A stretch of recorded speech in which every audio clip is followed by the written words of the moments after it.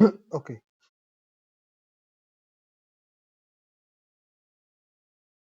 ये वर्क सामाजिक आलोचना है दो चीजों की, एक है पैट्रियार्की की, है ना, और एक मस्कुलिनिटी की, पितृसत्तात्मकता और समतावाद का, मतलब ताकत, ना, ताकत वाली स्थिति का ये वर्क एक सामाजिक आलोचना है। चार कीवर्ड्स हैं: सोसाइटल एक्सपेक्टेशन, सामाजिक आकांक्षाएं, हेजेमोनिक परफॉर्मेंस, मतलब प्रधानक मतलब जो मेन जो लीड रोल है ना, उसका इम्पोर्टेंट होना, मतलब लीड रोल ना होना, किसी एक का प्रधान होना, उस प्रधान, हाँ, एक प्रधान व्यक्ति की पावरफुल होना। फिर डेविएशन मतलब होता है कि वितरत या मुड़ना या बहुत सारी चीजें, या विचलित होना, अपने मार्ग से परिवर्तित होना, है ना। स्टिग्मा मतलब होता है कलंक, और स्टिग्मेटाइज मतलब होता है कलंकित। तो एक ऐसा रास्ता जो कलंकित रास्ता है, और हम यहाँ समझ रहे हैं कि कलंकित रास्ते को रूप में डांस को लिया गया है। कलंकित रास्ता डांस है अकॉर्डिंग टू अमृतलाल। अमृतलाल समझता है कि कलंक है डांस। ठीक। फिर मार्जिनलाइजेशन एंड सप्रेशन, कुछ लोगों को हाशिए पे रखा है और कुछ लोगों को दबाया गया है। हाशिए पे रखे गए लोगों में वो जिनकी चॉइस अलग होती है ना, सामाजिक परिवेश के अकॉर्डिंग ना होके अलग आकांक्षाएं जो होती हैं जिनकी, वो मार्जिनाइज लोग होते हैं। जस्ट लाइक अस, हम भी मार्जिनलाइज हैं क्योंकि हमारी आकांक्षाएं समाज से थोड़े से ज्यादा होती हैं, क्योंकि समाज ने कभी दिया नहीं है तो इसलिए होती हैं। और सप्रेशन मतलब दबाना, यहाँ पे कई लोगों को दबाया गया इस वर्क में। Okay, the detail explanation that is the तानीज play a sharp societal commentary, एक सामाजिक कमेंट्री, एक शार्प सामाजिक कमेंट्री है ये work, that critique the destructive nature of hegemonic masculinity, मतलब एक ताकत प्रधान, जो नष्ट करने वाली ताकत प्रधान नेचर का ये वर्क है। अ परफॉर्मेंस दैट, और ये परफॉर्म करता है डिमांड डोमिनेंस, मतलब किसी पे डोमिनेंस मतलब अधिकार जमाने की मांग रखता है। इमोशनल रिस्ट्रेन, मतलब जो मार्मिक, रिस्ट्रेन मतलब होता है पाबंदियां, एंड स्ट्रिक्ट एडरेंस, एडरेंस क्या था यार, एडरेंस सेकंड टाइम, हाँ, मतलब स्ट्रिक्ट रूलों का पालन करने के लिए बोला गया। टू स्टेबलाइज्ड नॉर्म्स, और समाज में जो व्याप्त नियम कानून है, इन सारी ही चीजों पे ये वर्क आलोचना करता है ना। ये जो वर्क है ये इन सभी वर्कों की आलोचना करता है, ये work. Okay, it profoundly expose, ये बहुत ही अच्छे तरीके से एक्सपोज करता है कि कैसे जो पितृसत्तात्मक सिस्टम है ना, और इस दौरान वो जैसा दिखता है बेनिफिटिंग और बेनिफिटिंग मैन, और जिसमें किसको फायदा होता है, पुरुष को, एक्टिवली मार्जिनलाइज एंड डिस्ट्रॉय, और साथ ही ये उन लोगों को एक्टिवली मार्जिनलाइज करता है और डिस्ट्रॉय करता है, दोज मैन हु, वो व्यक्ति जो पोजेस ट्रेट डिमांड डीम्स, ठीक, मतलब वो व्यक्ति जो किसी के अधिकार क्षेत्र में रहते हैं और मानते हैं अनमेनली, एक पुरुष के जैसे ना होके डेविएटेड, मतलब रास्ते से भटके होते हैं, from the stabilise script the thematic resonance with Judith Butler concept. Judith Butler concept, ये एक क्रिटिक है, फेमस क्रिटिक है जूडिथ बटलर। उन ये उनका जो कॉन्सेप्ट है ना जेंडर को लेके, परफॉर्मली परफॉर्मेटिवली परफॉर्मेटिवली इज अनडेनिएबल, मतलब इसके इनके जो जेंडर कॉन्सेप्ट है ना, उसको डिनाय करने, मतलब डिनाय ना करने के पक्ष में ये रहता है बस। Gender is shown not as a biological essence, मतलब ये जो जेंडर है कोई बायोलॉजिकल एसेंस नहीं है, बट एज अ फ्रेजाइल, तो बहुत ही नाजुक, बट एज अ नाजुक फ्रेजाइल, मतलब ये कोई बायोलॉजिकल एसेंस नहीं है जेंडर, है ना, बल्कि ये एक नाजुक सामाजिक इन्फोर्स परफॉर्मेंस जयराज कैरेक्टर, मतलब जयराज के थ्रू इसको ये बताया गया है कि कोई जेंडर कोई वो एसेंस नहीं है, बल्कि एक नाजुक स्थिति है, मतलब एक जेंडर का होना अ, अब ये नहीं कि सिर्फ एक थोड़ा सा एहसास हो, बल्कि एक बहुत ही नाजुक चीज है ये, है ना। परिस्थिति बस लोग फिर अपने आप को बहुत कुछ बदल लेते हैं, जैसे देखा होगा कुछ गर्ल्स ज्यादा अगर टेंशन में हो या ज्यादा कोई प्रेशर आ जाए तो वो मर्दों के जैसे रिएक्ट करने लगती है। कुछ मेल होते हैं जिनको ज्यादा इमोशनली अगर कुछ चीजें ट्रीट हो जाएं तो वो बहुत ही शाई हो जाते हैं, बहुत दब जाते हैं। बचपन से देखते हैं बच्चे ऐसे बड़े अलग ये अलग नरम गरम हो जाता है, गरम नरम हो जाता है, बढ़ जाती हैं। कहने का मतलब बायोलॉजिकली मेल में according to their previous knowledge and according to situation, the man change yourself according to the situation or condition and will make yourself accordingly to demand or क्या बोलेंगे, हाँ, जो सामाजिक डिमांड है उसके हिसाब से जो परिस्थितियों की डिमांड है वो बदल जाता है, तो बहुतों को देखा गया है। ठीक, तो ये छोटी छोटी चीजें, चलो छोटी स्लाइड थी, ठीक ठाक बातें हैं। एक क्रिटिक का नाम आया जूडिथ बटलर, याद रखना इनको, जेंडर कॉन्सेप्ट को लेके ये नेट में ऐसे लोगों को याद किया जाता है अक्सर, जूडिथ बटलर, एक हो गए विलियम बटलर, मतलब सरनेम है विलियम बटलर ईट्स। अच्छा, ईट्स बहुत फेमस है, स्कूल के सिलेबसेस में है, सिलेबस में भी है वो विलियम बटलर ईट्स, राइटर, मतलब स्कूल के सिलेबस में है, मतलब good one. Okay, the next one, impact and relevance today, है ना, मतलब इसका क्या प्रभाव है और आज इसकी क्या प्रासंगिकता है, आज के समय में इसकी क्या संबद्धता है, ये यहाँ है। इंटेरोगेटिंग जेंडर स्टीरियोटाइप, ये जो वर्क है हमारा, तो ये प्रश्न पूछता है समाज में जो जेंडर को लेके रूढ़िवादिता है ना, उसको लेके ये प्रश्न पूछता है ना, कि क्यों पूछता है कि क्यों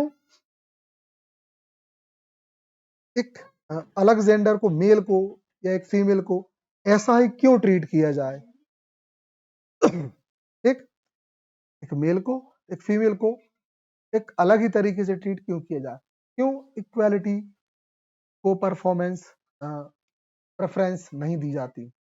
okay, the play bold critic of gender stereotype remain acutely, acutely means होता है एक्यूट एंगल होता है, मतलब न्यून, मतलब छोटा आंकड़ा, है ना, रेलेवेंस इन कंटेम्पररी इंडियन सोसाइटी, मतलब एक जेंडर को लेके एक रूढ़िवादिता बनी है कि कुछ जो जेंडर है उनको छोटे में लिया जाता है, विच इज स्टिल ग्रैपलिंग, ये फिर है ना, तो which is still grappling with the shifting landscape, मतलब आज तक ये चीज, मतलब लोग इस चीज से जूझ रहे हैं, लैंडस्केप ऑफ जेंडर रोल, इंसान मतलब जो जेंडर का जो रोल होता है एंड द एक्सपेक्टेशन, कहने का तात्पर्य एक जेंडर का समाज में क्या रोल है, चाहे मेल हो चाहे फीमेल हो, और उसकी जो आकांक्षाएं हैं उसके लिए वो आज भी जूझ रहा है।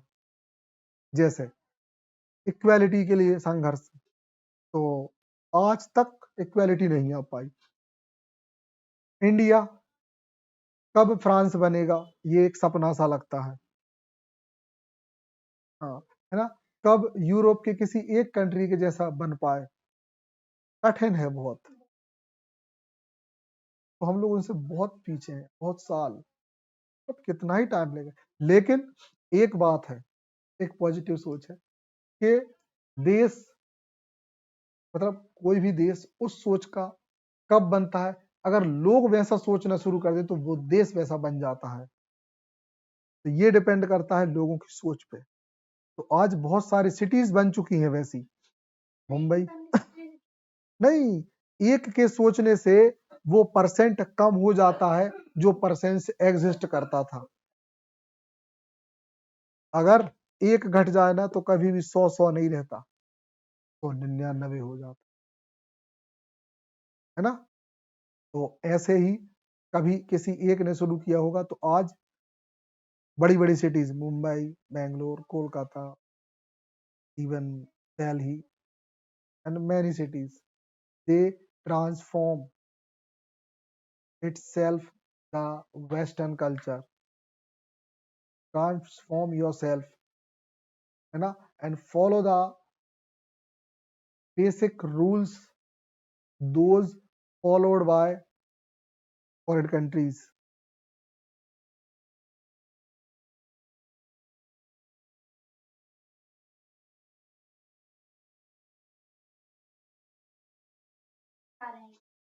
हाँ, हाँ, देखो क्राइम बढ़ रहे हैं तो क्राइम के लिए नहीं नहीं रूल्स नहीं रखे जा सकते, क्योंकि रूल्स, सुनो, बिल्कुल देखे हैं, बहुत स्ट्रिक्ट है। हाँ, बट हमारे यहाँ पे जो गवर्नमेंट्स है ना, वो मजबूर है। कैसे मजबूर है, क्योंकि जब भी उनको पावर चाहिए है, तो जो वोट बैंक का तो तरीका है ना, वो बहुत डिस्टर्ब है। वोट लेने का तरीका बहुत डिस्टर्ब है, क्योंकि वोट यहाँ ईमानदारी से कोई किसी को नहीं देता। 99 या 95 कहो, 99 ना कहे, 95% लोग अप्रॉक्स बता रहा है कि जो मूर्खता में ही वोट देते हैं, कोई लॉजिक नहीं लगाते कि किसको दे रहे हैं और क्यों दे रहे हैं। अक्सर उन्हें अपने नेता के बारे में कुछ पता ही नहीं होता, बस एक चेहरा जो प्रचार में देखा होता है, जो सबसे ज्यादा बार बार तुम्हारे दिमाग में कान में घुसा है, उसको वोट दी जाती है। लोगों ने जिसकी बहुत तारीफ की, 10 लोग मिलकर किसी की झूठी तारीफ कर रहे, तो 11वां उसको शहर से स्वीकार करता है कि वाह भैया। और वो 11वां व्यक्ति अगर ज्ञानी भी होता है तो वो भूल जाता है कि ये 10 मूर्ख थे, है ना। और जो 12वां होगा, जो 12वां व्यक्ति है, वो बहुत ज्ञानी होता है, और वो सोचता है कि मैं 10 पे तो मूर्खता से विश्वास नहीं करता, और वो वोट देता है अलग, और वो गवर्नमेंट कभी बन के नहीं आती। ये डिफरेंस है ना, इसलिए यहाँ पे रूल्स नहीं बन सकते, वैसी कंट्रीज बनना हमारा पॉसिबल नहीं, लेकिन हम अपनी मानसिकताओं को उस लेवल तक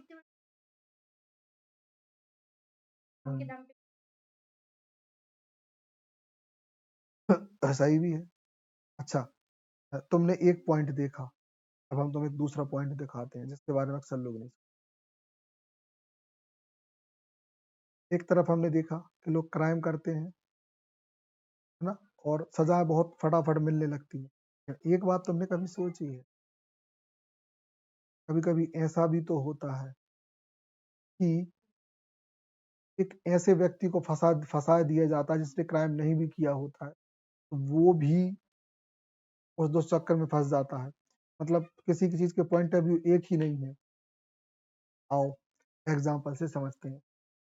रिसेंटली हमने एक न्यूज देखी, तुमने कहा कि चलो किसी को न्याय दिया जाए। अब एक व्यक्ति था, जिस पे किसी के मर्डर का आरोप लगा था, उस व्यक्ति की एज थी लगभग 20 ईयर। तो मर्डर का आरोप लगा, सरकार ने उसको उम्र कैद की सजा दे दी। ठीक, उस वक्त का समाज बहुत शानदार खुश था। एक व्यक्ति ने किसी का मर्डर किया, अकॉर्डिंग टू रूल उसको मालूम है जीवन भर के लिए सब कारावास। ठीक है, हर व्यक्ति यही चाहता है।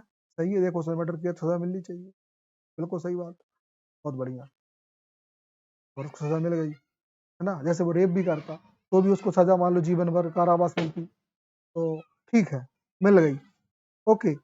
अब क्या हुआ, 40 साल बाद उसकी इन्वेस्टिगेशन चलती रही, और फाइनली कुछ ऐसे सबूत निकल के आ गए सामने जिससे ये पता चला कि वो व्यक्ति बेगुनाह था।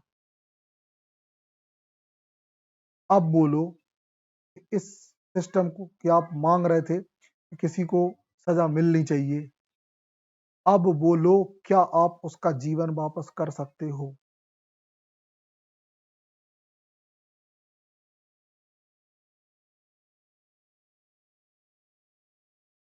कैसे फाइंड आउट करोगे कि रियल में किया है? How you can find out they are real victim of this crime? नहीं लगाती, यही तो गड़बड़ है। इसलिए हमारे न्याय व्यवस्था में लोच है, और ये अच्छे के लिए है, समझी? ये लोच अब उस व्यक्ति ने कोर्ट पे और सरकार पे केस किया है कि मुझे मेरा यौवन वापस दो। अपन ने तो हंस दिया। अब हमें ये बात बताओ, उसके साथ हुआ नहीं, उसके साथ जो अत्याचार हुआ तुम तो ये बताओ उसकी क्या कीमत दोगे? क्या किसी की हिम्मत है उसको चुकाने की? नहीं, तो अब उसके साथ तो गलत हुआ, और अपन तो न्याय की सोच रहे थे। वो 1000 लोग चीख चीख के चिल्ला रहे थे कि इसको सजा दो सजा दो, उसको दे दी सरकार ने सजा, दे दी। अब वो निर्दोष हुआ। अब बोलो क्या उन 1000 को आप जेल में डालोगे जिनने ये जिनने ये कराया? उसको तो सुकून तभी मिलेगा जब वो जो जो भीड़ उस पर भड़की थी। बात समझ रहे हो गहराई टॉपिक की? इसलिए हमारे इंडियन सिस्टम में ये बात अच्छी है, हमारे इंडियन जुडिशरी में अच्छी है कि बड़े से बड़े क्राइम वाले को भी को रखा जाता है, देखा जाता है, भैया ठहरे। तो यंगस्टर्स, इसलिए तो यंगस्टर्स अगर सोचते हैं ना, जैसे तुम लोग सोचते हो कि किसी को सजा ऐसे मिल जानी चाहिए, नहीं भाई, नहीं मिलनी।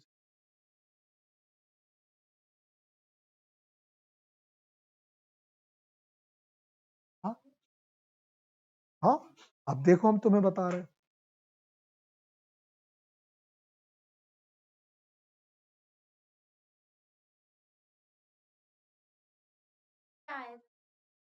This is a psychological stage. देखो क्या है, यंगस्टर्स इस बात को सिर्फ एक पॉइंट ऑफ व्यू से देखते हैं। अभी सुनना, 1 लाख लोग चिल्ला रहे हैं, मान लो उसको सजा दो सजा दो, उसने पूरी भरी अस्पताल में गला रेन दिया, लेकिन एक जज होता है ना, हम तुम्हें जो जज की मानसिकता दिखा रहे हैं, कितना भी बड़ा क्राइम हो जाए वो पैनिक नहीं होता पब्लिक से। हम तुम्हें ये जज वाली मानसिकता दिखा रहे हैं, हम तुम्हें जो बता रहे हैं ये जज वाली मानसिकता है, याद रखना। एक इंडियन जुडिशरी की जो मानसिकता है ना, हम वो तुम्हें दिखा रहे हैं, क्योंकि हमारे इंडिया में ही नहीं पूरी दुनिया में भी इस बात को फॉलो किया जाता है। कोई व्यक्ति किसी का मर्डर कर देना तो सजा ऐसे नहीं होती। एक पूरी सीरीज बनी है एडोलेसेंस करके, एडोलेसेंस करके सुपर सीरीज है, एक लड़का एक मर्डर करता है, लेकिन उस बंदे को जो ट्रीट किया जाता है ना, वो बहुत खास है कि मतलब उसने मर्डर किया है तो क्यों। अमेरिकन है कि ब्रिटिश सीरीज है वो, यही दिखाने के लिए जो अपन जो अभी तुम चर्चा कर रही है ना, बिल्कुल सेम पॉइंट के लिए। बहुत फेमस है, उसको यूट्यूब पे सर्च करना। एक ऐसी सीरीज जो आपको हिला के रख देगी कि गलती हमारे समाज में कुछ है जिनकी वजह से ये क्राइम हो जाते हैं। नहीं तो उस लड़के की गलती क्या है? शायद उसका ट्रीटमेंट लगा, शायद लोगों का ट्रीटमेंट कुछ गलत रहा। Okay, I agree. एक ही बात देखी जा रही है, खून खून। अब भी हम एक कहानी सुना देंगे ना उसके बाद देखना तुम्हारे तो पॉइंट ही बदल जाएंगे, तुम्हारा नजरिया ही बदल जाएगा, नजरिया बदल जाएगा। नहीं, तुम्हारा तो नजरिया ही बदल जाएगा। एक पूरी कहानी सुनाएंगे ना, तुम्हारा नजरिया ही बदल जाएगा। नहीं, मान लो कि उसके पीछे का शायद ये रीजन हो सकता है, जैसे तुमने कहा वो छूट गया ना, ऐसे थोड़ी ना छूटा होगा। जब उसके पीछे बहुत सारी कहानी, जब वारदात देखी गई होगी। देखो, हम अभी अगर तुम्हारे जैसे कोई जगह कोई दूसरा व्यक्ति होता जो थोड़े कम बुद्धि का होता, तो वो तो हमें भी दोषी मान चुका होता, क्योंकि हम एक मर्डरर का साथ दे रहे हैं, हम एक मर्डरर की बात को सपोर्ट कर रहे हैं। हाँ देख, हम तुम्हारी बात कर रहे हैं, तुम समझ रहे, लोग जैसे कोई दूसरा हो वो इस बात को बिल्कुल भी प्रेफर नहीं करता, क्योंकि लोग ऐसे ही होते हैं, सबका अपना अपना पॉइंट ऑफ व्यू। तो लेकिन जज का पॉइंट ऑफ व्यू वही होता है जो हम अभी बता रहे हैं। उसके साथ साइकोलॉजिकली टॉर्चर हुआ हो, है ना, जिसको तुम इमेजिन भी नहीं कर सकती। अगर एक एक सिचुएशन बताएंगे, ऐसी सिचुएशन हम तो बीच बीच में कई बार बताएंगे कि कैसे क्योंकि फॉर एग्जाम्पल एक मेल और फीमेल में दो टाइप की सिचुएशंस होती है। मेल जल्दी पैनिक होता है, और अगर उसके इमोशन जल्दी हर्ट होते हैं ना, तो वो गुस्से में जल्दी आता है, बहुत जल्दी आता है, और वो अपनी मस्कुलिनिटी जो वो होता है ना, उसका यूज पहले करने लगता है, जबकि एक फीमेल मेंटल टॉर्चर देती है। हाँ, क्योंकि वही उसका हथियार है, और मेंटल टॉर्चर कभी नहीं दिखता, जबकि मेंटल टॉर्चर फिजिकल टॉर्चर से ज्यादा खतरनाक होता है। और अगर उस व्यक्ति के साथ मेंटल टॉर्चर हुआ होगा ना, तो उसके सामने उसने ये जो किया है ना, मतलब उसके साथ जो क्राइम हुआ, उसके साथ प्रतिदिन क्राइम हुआ, उस क्राइम का क्या जो प्रतिदिन हुआ होगा, ऐसा वो कितना भर गया कि उसको आखिरकार ये कदम उठाना पड़ा। मेंटल टॉर्चर बहुत बुरा होता है, सोच के देखो, सोच के देखो। हाँ, मान लो कि कोई गर्ल है, अगर उसकी कोई वीडियो बना ले, है ना, एक गलत सिचुएशन की, और उसको बार बार वो टॉर्चर करे, सालों साल सिर्फ वो टॉर्चर करे, बल्कि उससे कोई डिमांड भी ना करे, उसको टॉर्चर करे। एक वक्त ऐसा आएगा कि वो लड़की उसको मर्डर, उसका अगर वो मौका मिलेगा तो वो मर्डर करने से नहीं चूकेगी। और फिर अगर तुम वहां ये कहो कि सर मर्डर तो नहीं करना था, अब देखो, अब देखो, change your point of view, change तुम्हारे मुंह से निकला, समझ गए ना? बिल्कुल, समझ गए ना? तो तुमने ही अपने शब्दों में बोल दिया कि नहीं, उसका मर्डर तो तुरंत करना चाहिए, करना करो। हमने बहुत सारी गर्ल्स को ऐसा देख लिया, जिनने बहुत सारे ऐसे बॉयज को, बहुत सारे बॉयज को टॉर्चर किया। हमें बाद में सुनने में ये पता चला था कि ये लड़की उससे शादी के लिए हमेशा से बोल रही थी, और ये हमेशा से उसके लिए वफादार था, फैमिली से भी बात किया, सब किसी से किया, और उसने भी एग्री किया, है ना। बाद में ये उसको प्यारी बताने लगी, कहने कि भाड़ में जाओ तुम।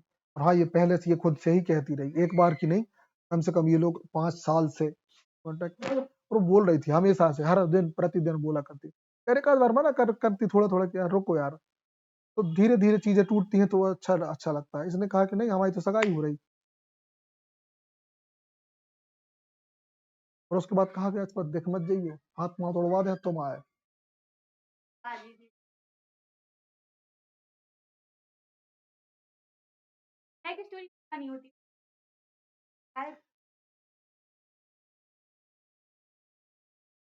तो एक जज ये करता है हमारे इंडियन सिस्टम बहुत अच्छा है जुडिशरी के मामले में, इसलिए एक जज बहुत धैर्यवान होता है। किसी के जो जज जो कोर्ट में चिल्लाते हैं ना, उन भौंकने वाले कुत्तों को वो बहुत अच्छे जानता है और बहुत मन ही मन हंसता है। वो कहता है रोल है, तू रोल है, जो रो रो के जो बताते हैं ना, मगरमच्छ के आंसू, वो कभी नहीं पसीजता। अच्छे अच्छे बहुत सारे जज हमने देखे, बहुत लोग नहीं पसीजते, उनमें से एक हम भी है कि हम भी नहीं पसीजते। जो लोग हमारे सामने स्पेशली रो के रिएक्ट करते हैं ना, हम बहुत गुस्सा आती है कि हमारे सामने ये तो मत दिखाओ कि उस किसी को दर्शाने के लिए एक एज के एक ज्ञान एक सम अंडरस्टैंडिंग के बाद एक पर्सन में ये क्वालिटी आ जाती है नॉलेज के बाद, कि वो इतने जल्दी किसी के ना ऐसे झूठे इमोशन झूठे आंसुओं से कभी नहीं डरता, ना इफेक्ट तो कोई इफेक्ट पड़ता है, समझ लगता है कि बस रहने दो। बहुत कुछ होता है तो नहीं पढ़ना चाहिए। जीवन जियो, एंजॉय करो, सब कुछ है ना। और किसी को इतना यार मत करो। हमारे कुछ रिलेटिव्स है ना, जरा जरा सी बात पे आंसू बहाने लगते हैं, हमें बहुत फिर मेरी छूटती, हमें 2-3 बार बहस भी हो गई उनसे। है ऐसे 2-3 कैरेक्टर जिनमें ये है छोटी सी बात पॉइंट ऑफ व्यू को लेके। इस पॉइंट ऑफ व्यू को तुम्हें बहुत अच्छे से सीखना है, एकदम एकदम से ना किसी भी कभी भी किसी पे एकदम से रिएक्ट नहीं कर देना। Just listen their point of view and then react, that you will find wonderful things. देखना, चलो ठीक है। ये बात हो गई ना, interrogative gender stereotype done. Dialogues on male vulnerability, चलो ठीक है। डायलॉग ऑन मेल वल्नरेबिलिटी मतलब एक मेल की जो भेदक क्षमता होती है ना, भेद मतलब वो वाला भेद नहीं, भेदक क्षमता मतलब मारक क्षमता ऐसे समझ लो, या किसी की बुराई करने की क्षमता। एक मेल पे बताए, मेल की नहीं बोल रहे सॉरी, ये मेल की मतलब मेल पे बता रहे हैं। हाँ वल्नरेबल वर्ड है ये, वल्नरेबल से वल्नरेबिलिटी बना ना, भेदता। एक होता है भेदना और एक होता है वो वो क्या बोलते हैं भेद, मतलब ये भेद मतलब वो वाला भेद कौन सा, अरे यार किस भेद, नहीं वो भेद नहीं है ये। हाँ, ये अरे रहने दो, हम उसको ऐसे ही बता रहे हैं ना, चलो आगे आ जाएगा समझ में, और है ना, मतलब भेद मतलब सीक्रेट्स, सीक्रेट वाला भेद है ये। हाँ ठीक है, हाँ वही है ना, वो भेद्यता है ये। Okay, it is successfully initiate a crucial dialogue about the male vulnerability ना, मतलब एक इंसान की तो वो जो क्षमता है ना, उस चीज की बात कर रहा है। A subject of an silence, अक्सर ये सब्जेक्ट जो है वो साइलेंस रहता है इन पब्लिक डिस्कोर्स, है ना, मतलब इंसान की सीक्रेट्स जो होती हैं वो साइलेंस रहती हैं। And illustrate the serve cost of supporting authenticity individual identity for the sake of social acceptance।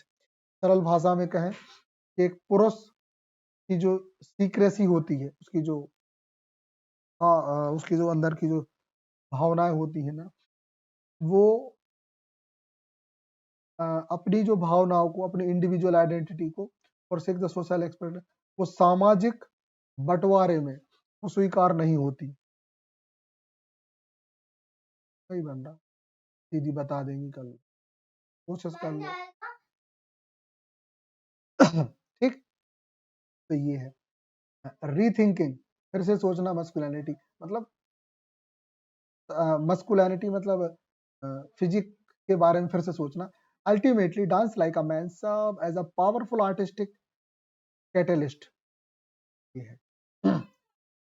Ultimately dance like a man serve as the powerful artistic catalyst, मतलब एक शानदार कलात्मक उत्प्रेरक है ये work, encouraging audience to critically rethink, एक समाज को, ऑडियंस को क्रिटिकली फिर से सोचने का एक वजह देता है। व्हाट मस्कुलिनिटी, कैसे एक मतलब क्षमता जो है means and to embrace more diverse, जो बहुत ज़्यादा तरीके से बटी मतलब बहुत तरीके से विभाजित है। कंपैशनेट, कंपैशनेट मतलब होता है दया, है ना। एक्सप्रेस फॉर द सेल्फ, खुद के प्रति दया के बारे में। मर्सी भी होता है, कंपैशनेट भी होता है। कंपैशन का वर्ड होता है, ये पूरे का दया ही होता है, कंपैशनेट। ओके, आगे बढ़े। This one I think this conclusion, the dance like the dance of identity. Conclusion, the dance of identity and the society, मतलब पहचान और समाज के लिए डांस। A call to honour passion beyond binary, मतलब ये जो है ये वर्क खुद के सम्मान की बात करता है, ना कि किसी अदर की या किसी किन्हीं दो की, किन्हीं दो की अपेक्षा ये खुद के सम्मान की बात करता है। तो Mahesh Dattani's dance like a man is not merely a family drama, ये सिर्फ एक फैमिली ड्रामा नहीं है ना। It is a profound and emotional resonant explore of gender, ये बहुत ही शानदार तरीके से और बहुत ही मार्मिक तरीके से किसी जेंडर को एक्सप्लोर करता है, बताता है। लिमिटेशन और उसकी कमियां इम्पोज बाय सोसाइटल एक्सपेक्टेशन, और उसको सामाजिक आकांक्षाओं पे बताता है। And the enduring tragedy of familial conflict, और जो पारिवारिक लड़ाई है उसको, उस ट्रेजेडी को ये एक अमिट, एक अमिट छाप छोड़ता है। एंड्यूरिंग मतलब अमिट छाप छोड़ना।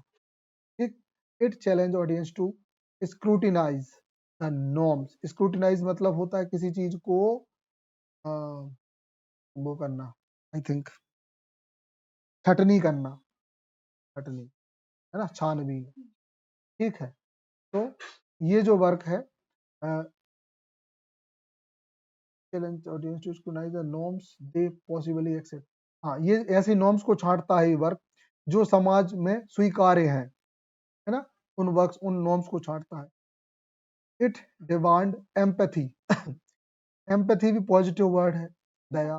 हाँ, for those individual caught tragically between the weight of tradition, मतलब जो परंपरा है उनका बोझ, उनके बारे में, है ना, उनके दुख के बारे में। And the longing for change, और बहुत लंबे समय तक जो चेंज होता है उसको बताने की इस वर्क में कोशिश की गई।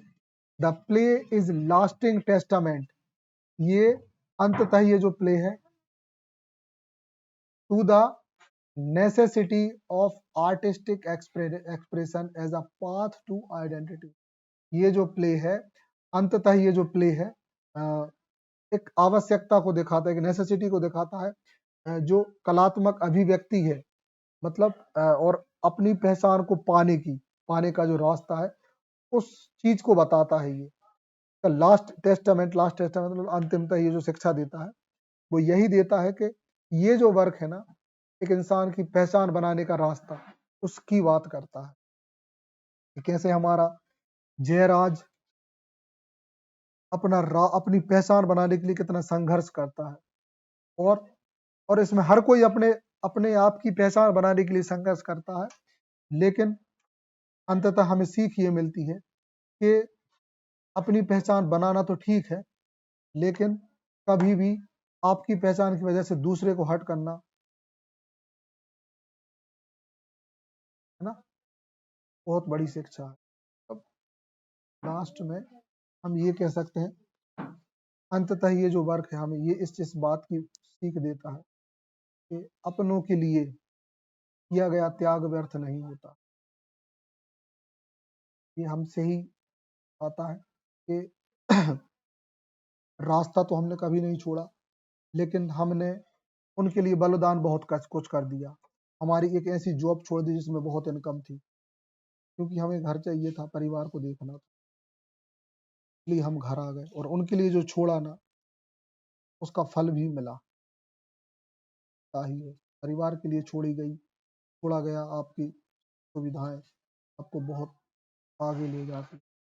परिवार के लिए जो छोड़ा अच्छी खासी हैवी जॉब, छोड़ के यहाँ आ गए छोटे काम के लिए, क्योंकि परिवार को देखना का फायदा मिलता है उसको, तो फिक्र करता है, अपनी भी जिंदगी जीते रहे साथ ही साथ परिवार को भी देखते रहे। तो यही है कि अपनों के लिए त्याग तो करना ही पड़ता है। और finally the play's final message is compelling call to action. ये प्ले जो है आखिर में एक ही संदेश देता है कि आप करो, to celebrate passion and affirm identity. आप अपने पैशन को सेलिब्रेट करो, आप जो चाहते हो ना उस चीज को, उस चीज के लिए जान लगा दो, और in way that transcend and break down rigid gender binaries.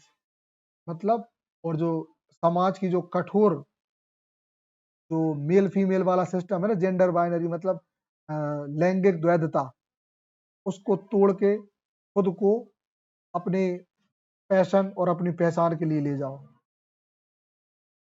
ये था इसका लास्ट, हमारा लास्ट लर्निंग। इसी के साथ दिस इज कंप्लीटेड।